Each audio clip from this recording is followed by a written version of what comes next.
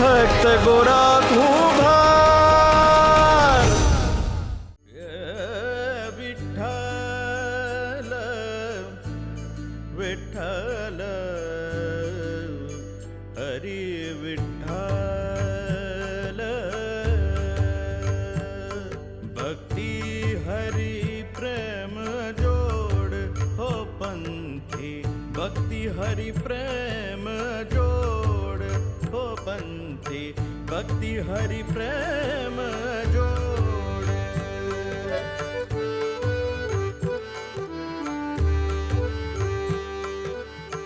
मुख हरि गुण गाता नव थाके मुख हरि गुण विठ्ठल विठ्ठल रे हरि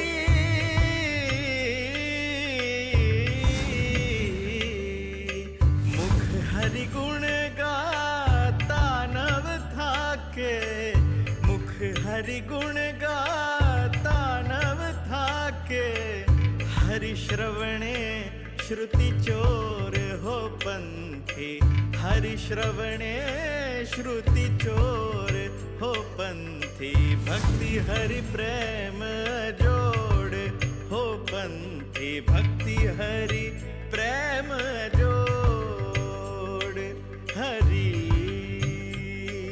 हरि हरि આ તો મારા હરિનું નામ છે. હરિ કોઈના માટે વિઠ્ઠલ છે તો કોઈના માટે કૃષ્ણ.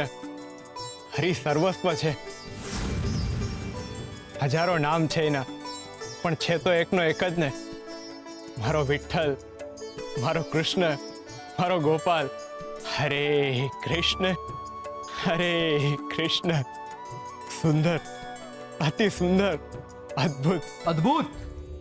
પોતે જ પોતાની ગાયકીના વખાણ કરે છે. આને આત્મશ્લાઘા કહેવાય. ના ના, હું મારી ગાયકીના ક્યાં વખાણ કરું છું? હું ક્યાં ગવાયો છું?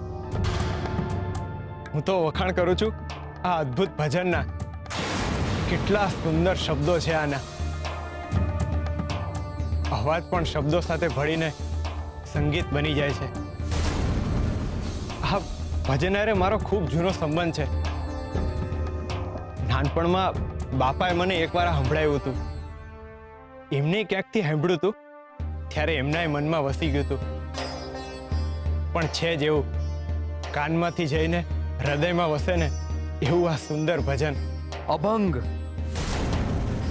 અભંગ કહેવાય એને, ભજન નહીં.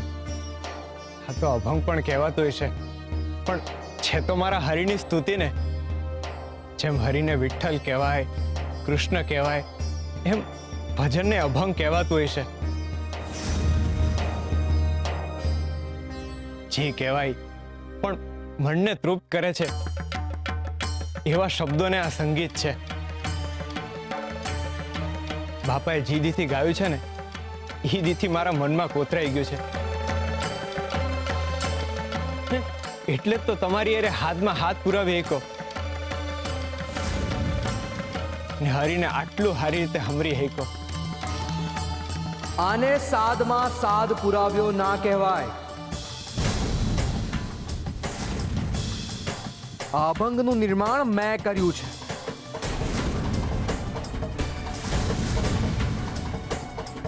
અને એ ગાયને તું મને ખલેલ પહોંચાડી રહ્યો છે. આને સાદમાં વિક્ષેપ પાડ્યો કહેવાય.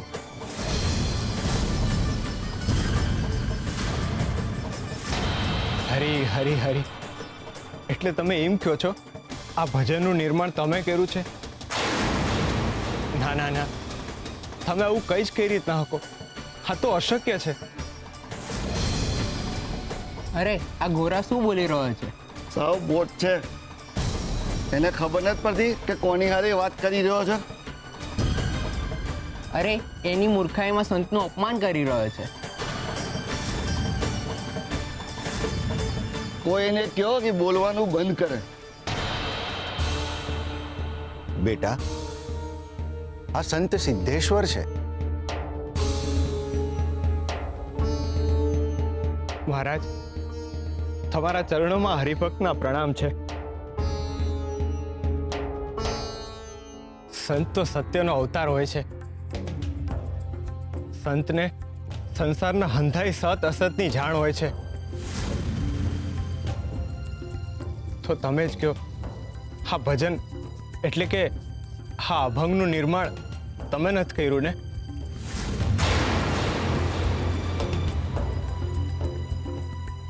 મહાપુરુષ, હા ભજનનું નિર્માણ તમે નથી કર્યું, એ વાત સત્ય છે. તો કોણે કર્યું છે? તે કર્યું છે? ના ના, મારું એવું ગજુ ક્યાં મહારાજ. આ દુનિયામાં કાંઈ પણ થાય ને એ હંધાઈનો કરતા હરતા એક જ છે. મારો તારણહાર શ્રી હરિ, શ્રી કૃષ્ણ, ગિરધર ગોપાળ, શામળિયો. હા હોઠે એના દીધેલા, શબ્દો એના દીધેલા ને સૂરે એના દીધેલા છે. આપણે તો ખાલી નિમિત્ત માત્ર છીએ. ही हलावे ने हीम આપણે હલીએ. હા એ વાત સાચી કે આપણે નિમિત્ત છીએ, પણ એનો અર્થ એમ નહીં ને કે એની રચના તમે જ કરી છે.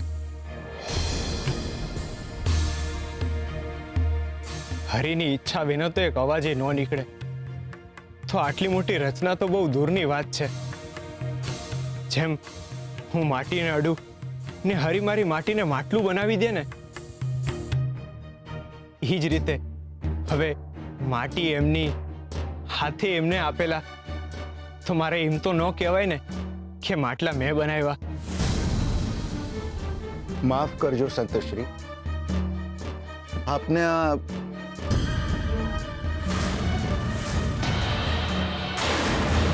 માટીવાળા પગ, મેલું ધોતિયું અને મેલો ઝબ્બો, શરીર મેલું પણ મન ચોખ્ખું. શરીરે માટી પણ મન મોતી જેવું છે. લાગે છે તું જ છે ભગત ગોરા કુંભાર. પણ તમને મારું નામ કેવી રીતના ખબર? તમને કોણ ના ઓળખે? તમારા મહારાજ સવારથી તમારા વખાણ અને તમારા ગુણગાન ગાઈ રહ્યા છે. એમના શબ્દમાં ફક્ત ગોરાના નામનો જ ઉચ્ચાર હતો. અમારા ગોરા ભગત આમ ને અમારા ગોરા ભગત તેમ. સવારથી તમારા વિશે વાત સાંભળું છું, એટલે સામે આવો તો ઓળખી જ જાવ ને. વાહ, અતિ શુભ.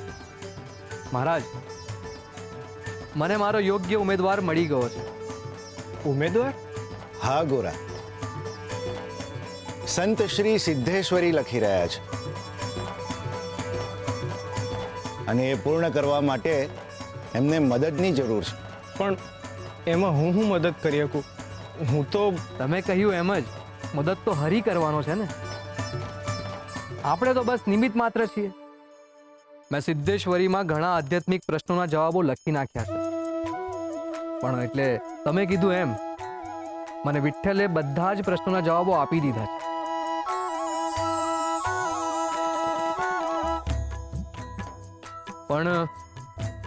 પણ હું એક પ્રશ્નનો જવાબ હજી સુધી મને કોઈ શાસ્ત્રમાંથી નથી મળી રહ્યો, અને વિઠ્ઠલ પણ મને કંઈ સુજાડી નથી રહ્યા. કદાચ એ મને નિમિત્ત બનાવવા નથી માંગતા, અને એટલે જ આ પ્રશ્નના જવાબ માટે હું તમારી મદદ માંગુ છું. અને આ પ્રશ્નનો ઉકેલ લાવવા માટે હું તમારી સાથે શાસ્ત્રાર્થ કરવા માંગુ છું. શાસ્ત્રાર્થ એટલે?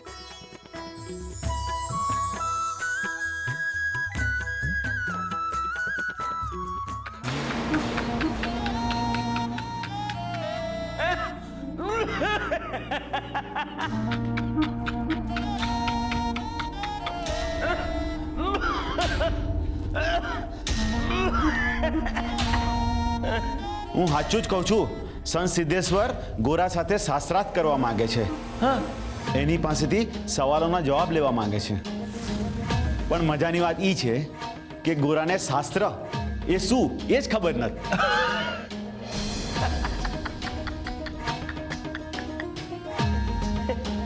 ક્યાંથી ખબર હોય? એ મૂર્ખ છે. અરે વાંદરાને શું ખબર હોય આદુના સ્વાદની? હરી હરી કરતા કઈ ગીતા જ્ઞાન ના આવી જાય? એ માટીમાં રમનારો એ શાસ્ત્રોની ચર્ચા શું કરી શકે? અને ગોરા સાથે શાસ્ત્રોની ચર્ચા કરવી એટલે દિવાલો સાથે માથું ભટકાવા બરાબર છે. એ અજ્ઞાનીને જ્ઞાનના જ્ઞાની પણ ક્યાં ખબર છે?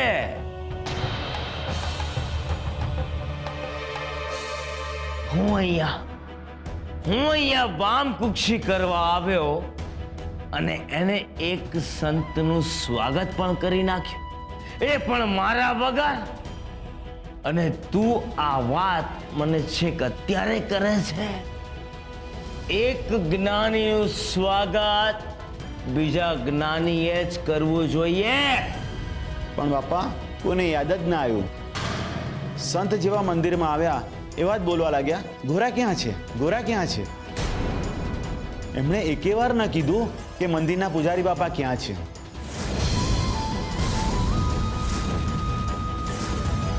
એટલે જ પછી મહારાજે ગોરાને બોલાવ્યો. મહારાજ પણ અમુક વાર ભૂલો કરે છે.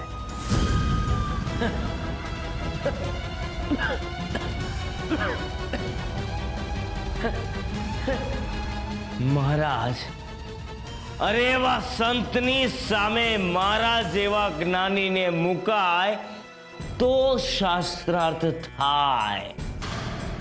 આવા જ્ઞાનીને મૂકીને મહારાજ ગામની આબરૂ કઢાવે છે. અરે એને શું ખબર કે શાસ્ત્ર શું છે?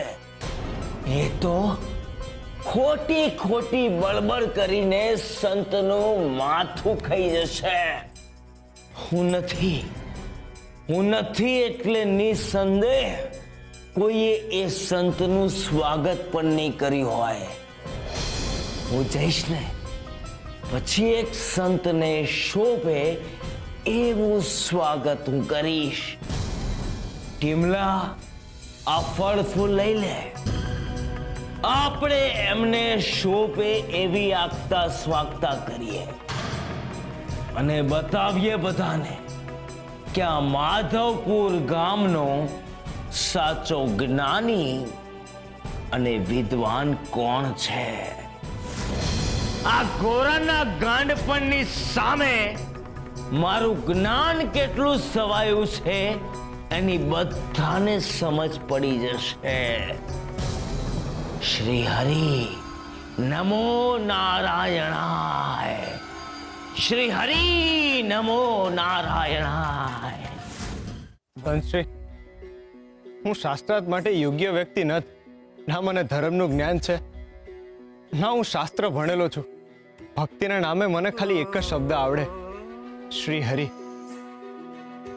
બાકીના વાંચતા આવડે ના લખતા આવડે. એક શ્લોક પણ યાદ નથી. હું તો માટી ખુંદારો માણસ છું. મારી પાસેથી તમને કાંઈ નહીં મળે. તમારી મહેનત એડે જાહે મહારાજ. ગોરા ભગત, શોધતા આવડે ને તો માટીમાંથી પણ મોતી મળી શકે છે, ને ન આવડે તો મોતી પણ માટી બરાબર હોય છે.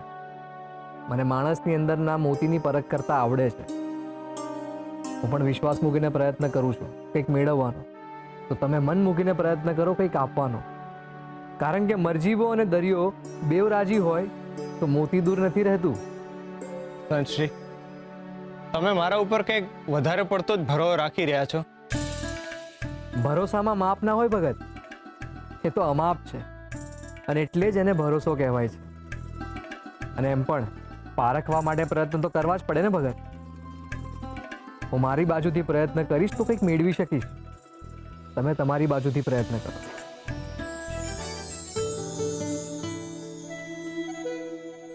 તમારી આજ્ઞા હોય તો કરીએ શ્રી ગણેશ. આજ્ઞા આપવા વાળો હું કોણ મહારાજ? અંધુય હરિની ઈચ્છા મુજબનું જ થાય છે. પૂછો, તમારા મનમાં જે સવાલ હોય ને પૂછો. મને હરિ જેવા સુજાડશે ને એવા જવાબો આપીશ. હરે કૃષ્ણ, હરે કૃષ્ણ. ભગત, મને એક સવાલ સતાવી રહ્યો છે. અને એનો જવાબ ના કોઈ પોથીમાં છે કે ના કોઈ શાસ્ત્રમાં. ભગત, બ્રહ્માજી સાથે મળીને આ સૃષ્ટિનું નિર્માણ કર્યા પછી વિઠ્ઠલ એટલે કે શ્રી હરિને એવી ઈચ્છા થઈ કે એ કોઈ જગ્યાએ જઈને આરામ કરે, પણ એવી જગ્યા જ્યાં એમને કોઈ હેરાન ના કરી શકે કે એમને ખલેલ ના પહોંચાડી શકે. એમણે પોતાનો આકાર નાનો કરી દીધો અને એ જમીનમાં જ સમાઈ ગયા. એમને થયું કે એમને હવે કોઈ નહીં શોધી શકે, પણ મનુષ્યએ એમને સ્વયંભૂ મૂર્તિ રૂપે જમીનમાંથી શોધી જ લીધા. પછી ભગવાન હવામાં આરામ કરવા લાગ્યા તો મનુષ્યએ એમની ગરુડદેવ રૂપે પૂજા કરવાની શરૂ કરી. ત્યાંથી પણ એમને શોધી લીધા, ત્યાં પણ આરામ ના કરવાથી. પછી ઈશ્વર અગ્નિમાં સમાઈ ગયા. એમને થયું કે નિસંદેહ એમને કોઈ ત્યાં શોધી નહીં શકે, કારણ કે અગ્નિ પાસે જવું એ તો પીડાદાયક હોય ને. અને મનુષ્ય એમની અગ્નિદેવ રૂપે જ પૂજા કરવા લાગ્યા અને એમને અગ્નિદેવતા તરીકે સ્થાપિત કરી દીધા. ત્યાંથી પણ એમને શોધી જ લીધા અને ત્યાં પણ આરામ ન કરવા દીધો. પછી વિઠ્ઠલ બહુ મૂંઝાઈ ગયા. એમને થયું કે એવી તો કઈ જગ્યા છે જ્યાં એ સંતાઈ જાય, જ્યાંથી એમને કોઈ મનુષ્ય શોધી જ ના શકે, પણ એવી કોઈ જગ્યા એમને મળી જ નહીં. અને છેવટે એક જગ્યાનો વિચાર આવ્યો જ્યાંથી મનુષ્ય એમને શોધી જ નહીં શકે. તો મારો પ્રશ્ન એ છે ભગત કે ઈશ્વર ક્યાં સંતાયા હશે? સમુદ્રમાં. સમુદ્રમાં. સમુદ્રમાં.